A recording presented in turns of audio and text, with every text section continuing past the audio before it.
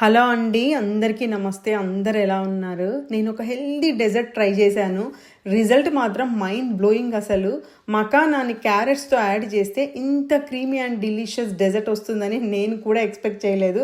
చాలా చాలా బాగుంది. ఒక బౌల్లోకి 1 కప్పు మకానా, 1/2 కప్పు సీడ్స్ లేని డేట్స్, 4 కార్డమమ్ పాట్స్, 6 క్యాష్యూస్, ఇంకా 1 కప్పు మిల్క్ వేసుకొని బాగా మిక్స్ చేసుకొని 2 అవర్స్ సోక్ చేసుకోవాలి ఈ మిక్చర్నంతా. తర్వాత క్యారెట్స్ తీసుకొని వాటిని పీల్ చేసుకొని గ్రేటర్తోని గ్రేట్ చేసుకోవాలి. నేనైతే ఫుడ్ ప్రాసెసర్ యూజ్ చేశాను. సో నా పని చాలా ఈజీ అయిపోయింది. ఇన్ని క్యారెట్స్ తీసుకున్నాను అని నేనేం కౌంట్ చేయలేదు, కానీ తురుము మాత్రం మొత్తం 3 కప్స్ వచ్చేంత వరకు క్యారెట్స్ని మంచిగా గ్రేట్ చేసుకున్నాను. సో దాన్ని కూడా తీసి పక్కన పెట్టేసేసుకున్నాను. 3 కప్స్ వచ్చేంత వరకు గ్రేట్ చేసుకున్నా. తర్వాత 1/4 కప్పు ఆల్మండ్స్లో హాట్ వాటర్ వేస్తే 10 మినిట్స్లో పీల్ అంతా ఈజీగా వచ్చేసింది. సో దాన్ని కూడా పీల్ చేసి పక్కన పెట్టేసేసుకున్నాను. మకానా మంచిగా సోక్ అయిపోయింది. సో దీన్ని ఇప్పుడు బ్లెండర్లోకి వేసుకొని దాంతోపాటు ఆల్మండ్స్ కూడా వేసేసుకొని స్మూత్ పేస్ట్ చేసుకున్నాను. మీకు కనుక ఇంకా లూజ్ కావాలి అంటే మిక్చరు ఇంకొక 1/2 కప్పు పాలు పోసుకొని మళ్ళీ పేస్ట్ చేసుకొని పక్కన పెట్టేసేసుకోండి.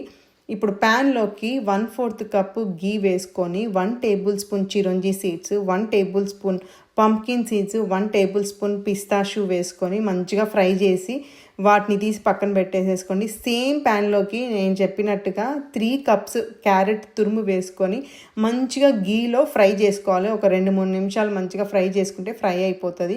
ఇప్పుడు ఇందులోకి 1 కప్పు మిల్క్ వేసుకొని మంచిగా కుక్ చేసుకోవాలి. ఎలా అంటే క్యారెట్ తురుము అంతా సాఫ్ట్ అయిపోవాలి. సో కుక్ అయిపోతుంది, మీకు తెలిసిపోతుంది ఎంత కుక్ అయిపోయింది ఏంటి అని, దగ్గర పడిపోతుంది మిక్చర్ అంతా. ఇప్పుడు ఆ స్టేజ్లో మనం పేస్ట్ చేసుకున్న డేట్స్, మకానా పేస్ట్ వేసేసుకొని రెండింటినీ మిక్స్ చేసుకోవాలి. మీకు కనుక ఇంకా మిల్క్ కావాలి అంటే ఇంకొక 1 కప్పు దాకా మిల్క్ పోసేసుకొని మంచిగా రెండింటినీ మిక్స్ చేసేసుకొని ఇప్పుడు ఇందులోకి 1/2 కప్పు డేట్ షుగర్ వేసుకున్నాను నేను. మీ దగ్గర కనుక డేట్ షుగర్ లేకపోతే స్టార్టింగ్లో మనము 1/2 కప్పు డేట్స్ సోక్ చేసుకున్నాం కదా, అదే ప్లేస్లో 1 కప్పు డేట్స్ వేసుకోండి. అప్పుడు మీరు ఈ షుగర్ని స్కిప్ చేయొచ్చు.